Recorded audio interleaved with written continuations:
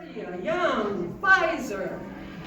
Want to know where I got that name from? My daddy. And that's what my first book is about.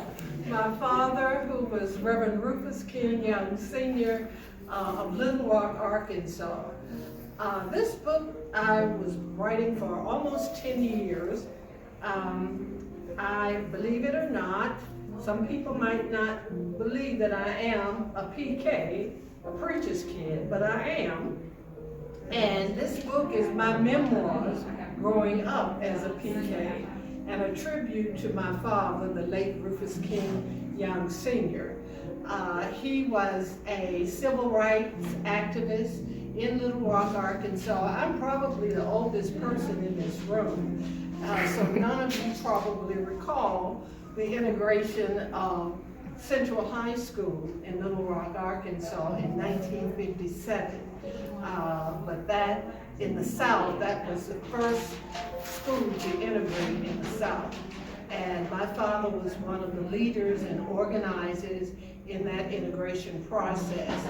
Also, 3 of the Little Rock 9 were members of his church, as well as Daisy Bates, who was the NAACP organizer, and Christopher Mercer, who was the attorney from the NAACP assigned to the Little Rock 9. All of those were members of my father's church. So this book is really a little, I have 2 brothers and 2 sisters, and at the time I wrote the book, my oldest brother was already deceased, but I talked with both my sisters and my other brother to get their favorite daddy stories.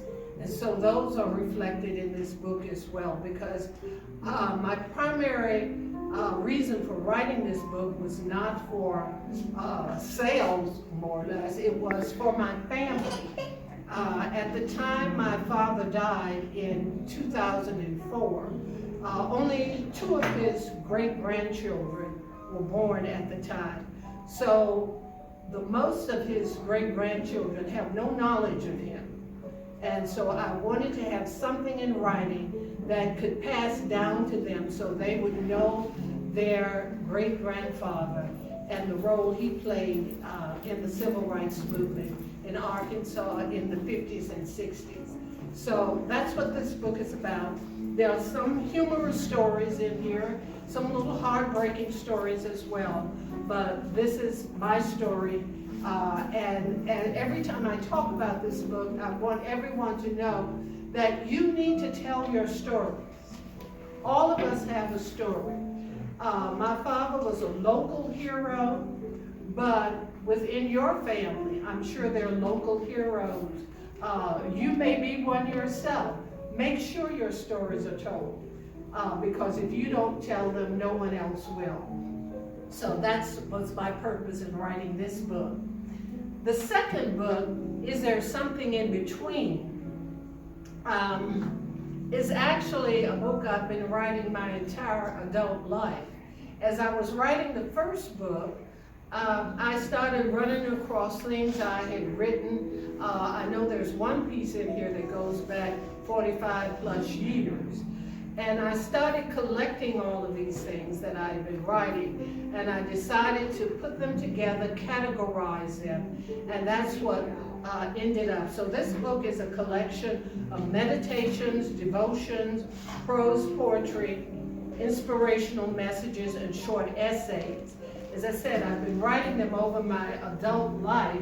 However, there are a couple of new pieces in here. For example, the title of the book, Is There Something in Between, was actually written during the pandemic, shortly after everything shut down and we went virtual. We were having virtual Sunday school classes. And in the class, and I'm not, now keep in mind, I'm a preacher's kid, so I talk church now, okay? So in our Sunday school class, that Sunday, the lesson was coming from the 8th chapter of Proverbs. And I'm not going to quote the scripture, but it says something to the effect of those who love the Lord hate evil, and they hate evil behavior. So that started a whole discussion as, well, okay, I know we hate evil, but how do you separate the evil act from the evil doer?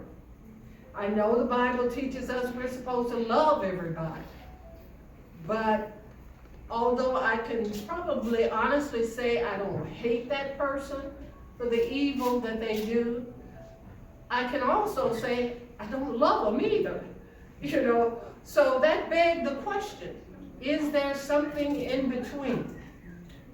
And so the last section of this book addresses that, my search for that something in between.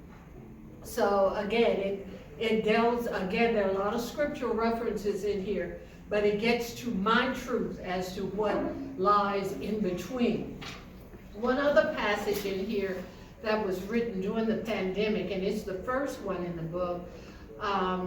During the pandemic, during the 2021 school year, my job, 5 days a week, was to sit with my 4-year-old grandson at his little tablet, at his little table, while he attended pre-kindergarten.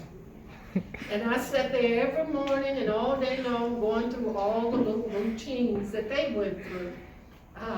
They say you return to your second childhood. Well, that's what I was doing, reliving my childhood. But there was one thing that they went through, their morning, they call it their daily commitment. And that daily commitment was, during the course of the day, they were going to make sure they used their watching eyes, their listening ears, and their helpful hands. And as I sat there and listened to that every day, I started reflecting on what that really means. And they're teaching this to a group of 4-year-olds, when as adults, we don't even practice that behavior. So again, the first section in this book is entitled, Everything I Ever Needed to Know I Learned in Pre-Kindergarten. And in that, I searched for the true meaning of the watching eyes, the listening ears, and the helping hands.